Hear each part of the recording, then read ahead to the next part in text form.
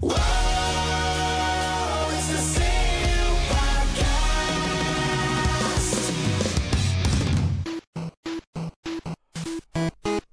As I stare at Ian's horrifying Winnie the Pooh t-shirt. It was given to me by our dear friend Tom. Oh, he's a big t-shirt giver. I know, He Ian. is. I know. Yep. Welcome to the CU Podcast, number 155 for Tuesday, April 9th, 2019, alongside Ian Ferguson, who still has my Bloodsport shirt. I'm Pat Contry.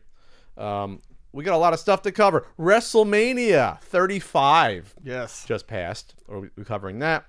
We're talking about the controversy with the Sekiro game and using cheats in games. Are you a real gamer or not? We're talking about a couple of prototype stories. One good, one not so good. We'll also be talking about a scumbag seller, Prince Harry, weighing in on Fortnite. And also a Patreon poll topic. And Tales from the Game Store makes its triumphant return. So, Ian, real quick, before I get into what's going on with you, hit a milestone. I finished my last written reviews for a certain Super Nintendo guidebook. Wonderful. Congratulations. The last one's Super Mario World, which was a full page review. And then I went into Super Mario All-Stars, and then the combo one, which is like not really a full review, but it's, you know, Super Mario World / All-Stars, which was a later packing game. What do you even write for something like Well, you say it's a later packing game, then, you know, see the full reviews for more. So at that point, it's like, yes, it's the last one. You don't have to play it. But I played through all the games, all of them, the past couple of weeks. Super Mario World and all the ones on All-Stars on Twitch. Uh-huh. I'm catching up with Ninja. Yeah. I've been streaming. I got maxing out, 149 concurrent viewers. But Twitch is interesting. I see why people dig it. It's not good for at least for me, for being able to play hard games and complete them more easily. I'll say that because you're distracted by the chat and your mind. The part of your brain focusing on difficult gameplay is probably also the same one thinking about funny things to say or interacting. So I really needed all that because this is the first time I've ever played through Lost Levels or the Japanese Super Mario Bros. 2. Are you aware that we did not get the Japanese Super Mario Bros. 2? I am aware. We got a game called Doki Doki Panic. Are you aware? Are you aware? But Lost Levels is trash. I'll just say that. It's a trash game. They forego good stage design from the original. We'll just throw tons of enemies in your way and traps and just make it fucking difficult, like on its face. And I didn't realize there's dead ends in that game. Oh, yeah. There's this whole, there's a 6-1 stage that's a dead end that you go through a warp. You're like, oh, I'm warping to World 6. No, you're warping to nothing. You're warping to the end of your game. Yeah. And there's stages that's the same thing. There's stages that you can get to and not realize, oh, I missed a vine or something. It loops back around. And there's looping stages that happen like several times in the game. It's trash. I'm sorry. It's not a good game. I don't hate it. Did you ever play through the whole thing? Yeah, I did with did? cheats, but yeah. Oh, I used save states to do it. I did it legitimately. I had to use save states for something because I wasn't going to spend 18 hours to beat it. I mean, it wasn't great. I'm just saying I didn't hate it. It takes a 5-star classic game and makes it like above average. And you want to say that? Like it just reduces it. Yeah. There's barely any power-ups in the game. I got the fire flower like once or twice in the game because whenever you get a mushroom, you get killed instantly right afterwards. And they put the fucking poison mushrooms in for no good reason. It's just like it's a game troll. It's like the Mega Man of the Super Mario Brothers series because it punishes you for going forward at a fast rate. It does. Like you have to memorize shit in it. And in a Super Mario Brothers game, you shouldn't have to memorize shit constantly. So there it is. It's a Mega Man of the series. Sorry, but now I only have a few more sections to write for the book. By the way, if you want to pre-order, Ian, it's ultimatesnes.com. If you personally want to pre-order it, you could. I'll get it on it. You might get a free copy from Pat. We'll do a brand deal on the podcast. So that's fun. I'll have to advertise it in exchange for a free copy of the book. Is that what we're doing? It's a review copy, Ian. Oh, okay. He's got to put a hashtag ad on your Twitter post to make it legal with the SEC. FTC.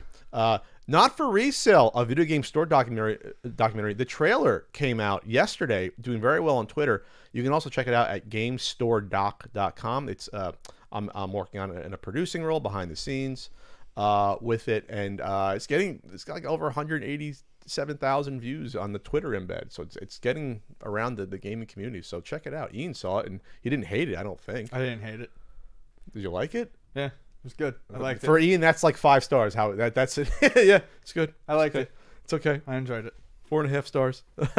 Check it out. And we're hoping it's already got into the Boston Film Festival, Independent Film Festival, and it got into another one. You think I would know this, but I I would don't. think you did. No, I don't. That just shows where my mind's at. But then we're Do gonna. you like it? What do you give your own? What do you give this film? What do I? Oh, I haven't seen the latest cut. Oh. Of it. I saw the first rough Yeah? draft. I haven't seen the latest Talk cut. about being prepared. I'm not. What do you mean, Ian? Being prepared. I'm not the editor on it to watch I'm it. just giving I you know. shit. It's like what? I haven't seen the latest cut, but I will. It hasn't seen you. Hasn't seen me, but I saw the first cut. It's going to be about. We're trying to keep it 90 minutes, nice and lean. You want to keep your documentaries lean. You don't want a 2.5 hour documentary. You want a pee break every now and then. But hopefully, maybe it makes a premiere at a certain Portland Retro Gaming Expo later in the year. Maybe well, besides the film festivals. But yeah. So anyway, check it out. I'm proud of the direction. Kevin James is the director of it, not the Kevin James. Kevin's a great guy. But it's also a good Kevin. Yes, he's a very good Kevin. He's got a great eye for these shots. It's beautifully shot. So yeah, check it out. Yeah, that's something that really came across in the trailer was that everything looks pretty clean. Yeah, it looks consistent, clean. Speaking of trailers, let's talk about the Joker trailer real quick. It's like an Elseworlds DC movie coming out later in the year.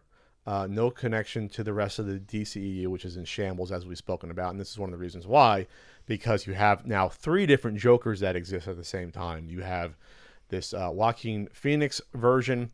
You have the ass version, Jared Leto version, with the grill and the awful tattoos. And then you even have the one in the last season of Gotham showing up. right. So it's just I guess it's an approach you can do with your characters. It just, to me, doesn't make sense not to even try to have a cohesive universe.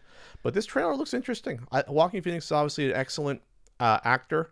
He's always doing something interesting in his movies, and it's like a character study. Yeah, it looks decent to me. I like the idea of it, and it does. This is one of those areas though where there was no real way for them to make this work, but where having a non-connected universe makes sense. It works, but then you're going to be set up for disappointment, because now what if this is awesome? Now you want to see him versus a Batman in a future movie. Maybe that's just. I mean, it sucks. It's not meant to be. But maybe maybe that's just not the point. If we thought about it better, this is the way Yeah. it would have been. And if we didn't have a fucking Jared Leto Joker, that's a huge misfire. Yeah, it was like everyone was telling them, "Don't do this, don't do this, don't do this." Now we're gonna do it. Okay, fine. I mean, go for it. But What's interesting is that this would probably be a good movie not connected to the Joker. The fact that it's related to a comic book might actually take some sort of shine off of it.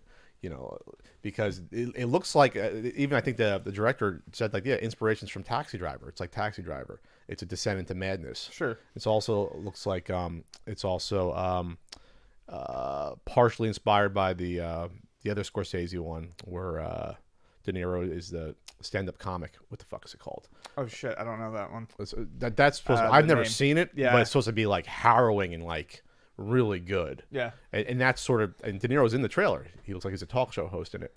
So there's direct inspiration from 2 Scorsese films here. Right. So that's always a good thing, I think we're at the point, to just go back to your other point real quick, where I don't think it being related to a comic book will necessarily take the shine off of a movie anymore.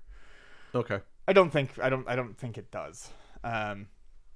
After 10 years of Marvel films, I think people realize that You can take them seriously. you can take some of them seriously. Sure. I mean, Logan was kind of Sure, that's true. Logan was an pretty example serious. of that. I mean, there wasn't much humor in Logan. And some sort of Suicide Squad. By the way, the news with that is that I guess originally they wanted to recast Idris Elba. As Deadshot, And they he- wanted him as Deadshot, He but refused. he refused. Deadshot's not going to be in the film, and apparently Idris Elba is going to be someone else.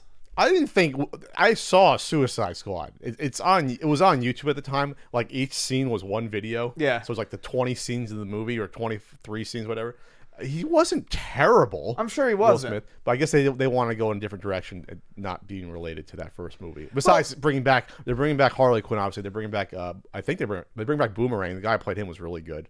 I forget his name. So they're bringing. So it's not a total reboot because the characters are coming back. What's her name playing? Was it Amanda Wall? Yeah, she's back. So it's like it's not a total reboot. I guess it's a softer reboot. Like it's going to be somewhat connected to it. But it just held. I guess is deferring to deference to Will Smith. It's I don't want to take his spot. I'm like that's okay, cool. I think it's funny now you have so many actors down there that have been in both DC and Marvel movies, and it's. I mean, you can go back even to directors now. I mean, we're getting to that point. But you can go back to Chris Evans. Chris Evans, remember before if he did Fantastic Four, then he was in the Losers movie, which is a DC graphic novel. Then he became Captain America. So it's just interesting. You have all these guys crossing over into both. Yeah. My rule was you got to die first at least. And Zachary Levi, who was playing Shazam, he was in the Thor 2 and 3. He was the second Fencer Heroes 3 guy. Right? Yeah, he was in the second and third ones. Okay. You look at me like I'm strange. I just don't recall. Like the guy looks like the Errol Flynn looking Thor character. Oh, okay. Yeah, sure. Yeah, he was in the second and third Thor movies. Okay. I believe you. I just don't recall. Yeah, he replaced the guy in the first one. I guess couldn't get your cast. He had something else going on for that. But now he's Shazam, and you just saw Shazam. Let's do a mostly spoiler-free Shazam quick review. So yeah, Shazam was great. Shazam. It was really good. I think that at 90%, Rotten Tomatoes is probably skewing a little high on that. But that's just the critics' consensus. It is. And I think, but you like it, so you would have been part of the 90%. Yeah, I wouldn't have given it a 90%. But that's not what a Rotten Tomatoes score Oh, is. it's 90%. Right. Yeah, that's the percentage of reviewers that liked it. So yeah, I could see that. I'd probably, if I was like giving it a score, 7.8, 8.2, somewhere in there. We'll just call it an 8. Yeah, we'll just call it an 8. Too much water, 7.8. Too much water. It starts off well, like giving a little bit of backstory to kind of the two main characters that are going to be in the film, Billy Baxton and Thaddeus. Silvani, I can't ever. Is that the villain? Yeah, okay. The villain. Played by Mark Strong. Yeah, who played Sinestro before in the Green Lantern film with Ryan Reynolds. So it sets you up pretty well for, I think, a character that no one a lot of people don't know a ton about. Not the most mainstream superhero character. Which is funny because he's been around for 70 years. Yeah, and that's why it's funny to me. But then it jumps right into the film, and here are the basic things I'd say about it. It's funny, genuinely funny in a lot of aspects, in a lot of places. It's not a hopeless movie. Like so many DC movies, like a certain Superman movie was.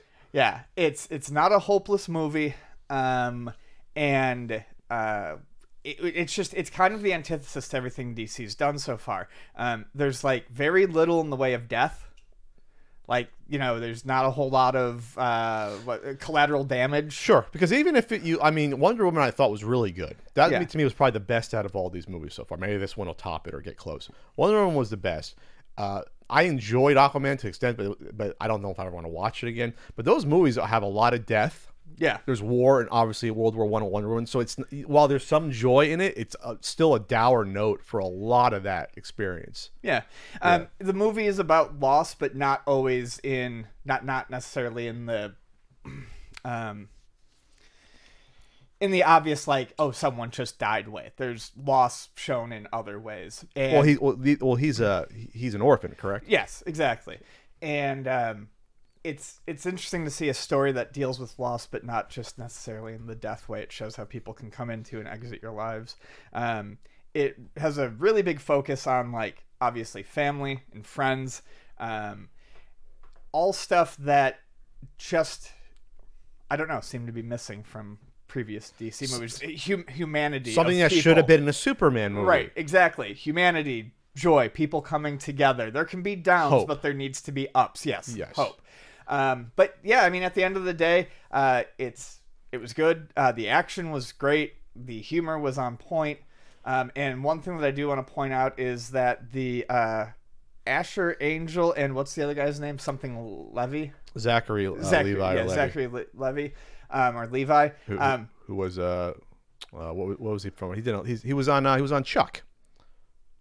Was Oh he a yeah. Chuck? Yeah. Yeah. So Levy plays, the older version of And Billy. boy, did he get ripped for the part. Yeah. Holy shit. But they play the character that they both play feels uniform. It's the same person, but it's a child version and obviously the adult Right. version. They don't feel like two distinctly different characters. They did a really good job of making the character feel as one, even though there's two characters playing it. And that extends to further on in the movie too. I won't say much more about that. But I'm actually excited because I think not a lot has been spoiled in the trailers for this. I'm pretty sure. You see, no, from what I understand, from what I saw in the trailer to the movie, there's still some pretty good surprises in the movie. this is what they focused on. Yeah, you see him go like into the liquor store, but I'm sure that's like right after he gets his powers, he discovers them, and they go. Yeah, it's during an original. early. It's during an initial montage when they montage, like when he first gets bulked up. Yeah. Yeah, I was reading about what he had to do to bulk up. Obviously, the suit added a little bit of padding, but he did get ripped for this. And like Men's Health, I read that Men's Health went after him saying, no, that's just a padded suit. Like he did get muscle. So he posted on Instagram himself, yeah, I bulked up. Yeah, of course he bulked up for the role. You have to. A lot of these guys get ripped for the role, but it's tough. Like what you put your body through to get into that shape and what you have to eat. Well, especially because they do it. They do it at a much faster pace than well, anyone that too. else They're not does. taking a year. They're doing it like in 5 months. Right. And one of the things and the same thing I read that Patrick Bateman, who I love, who played the villain in Aquaman, who was fantastic and everything. He's very underrated. He said one of the things is that you're constantly eating. Mm-hmm. And what Zachary Levi says is that you're eating even when you're not hungry. You have to keep eating. You need like the protein and calories. You have to feed your body. And that sounds fun and all until you realize I don't want to eat another pound of fish today. Like I don't want to look at it. And plus it's tough to work out for. These guys are working out like 2 hours a day or like 2 hours a day, like 5 days a week. They take days off, but it's just rough. But now he was actually funny because Levi actually said like, now this is gonna be my lifestyle. I'm gonna be healthy going forward. I'm like, okay, cool, man. Good on you. So I'll definitely will be seeing this. I just think it's so interesting that we're not even in the summer movie season yet. We've already had 3. And we had 2 Captain Marvel movies. Remember, this is the original Captain Marvel from 40. I want to say it was 41 or 42. 2 Captain Marvel movies coming out within a month of each other. A Hellboy movie coming out this week, and then a huge ass movie coming out, Avengers 4 basically coming out in a few weeks. It's insane. I completely forgot about the Hellboy movie. So did I. I don't think it was smart for Hellboy to come out sandwiched in between these 2 other superhero movies. I just don't think it is, because Hellboy is a cult character, so I think they should have put it elsewhere. But it's not marketing movie. I think it could get lost in the shuffle because I want to see it. Because I did see the first Hellboy in the theater. I'm like, oh, it's an interesting concept, but it's not the sort of concept that sort of jumps out on you compared to like these other superheroes. See, I love it. It's just, basically it's a supernatural detective squad. But you didn't know it was coming out. That's not a good sign for them. I'm just talking about the actual comic, but no, I'm talking about this movie. You're like, I forgot it was coming out. That's not good. I forgot Shazam was coming out until I went to see Captain Marvel and saw the preview, and I was like, oh yeah, that's coming out. Oh, the Captain Marvel trailer during Captain Marvel. So the story behind that was that, so originally, real quick, the original Captain Marvel wasn't DC. It was, I believe, Fawcett Comics or Charleston, one or the other. I forget.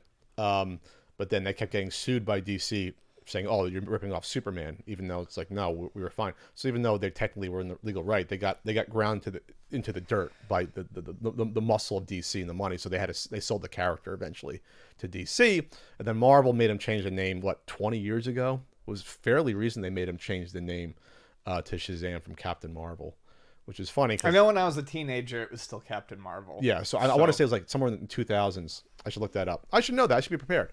But yeah, we're in a strange place right now. That's all I'm going to say. And it is a different character than Superman. It's very interesting that it's a child doing it. Mm-hmm. Because if you even watch some of the DC cartoons where Captain Marvel faces Superman and they have sort of standoffs when it comes to certain issues. It's an interesting character. It's not just another Superman clone when it comes to that. So yeah, so we got Avengers in a few weeks with Ian seeing it at 11 o'clock at night on the opening night, and I'll see it the next day. So we'll have a full review for that in a few. And now on to our first topic.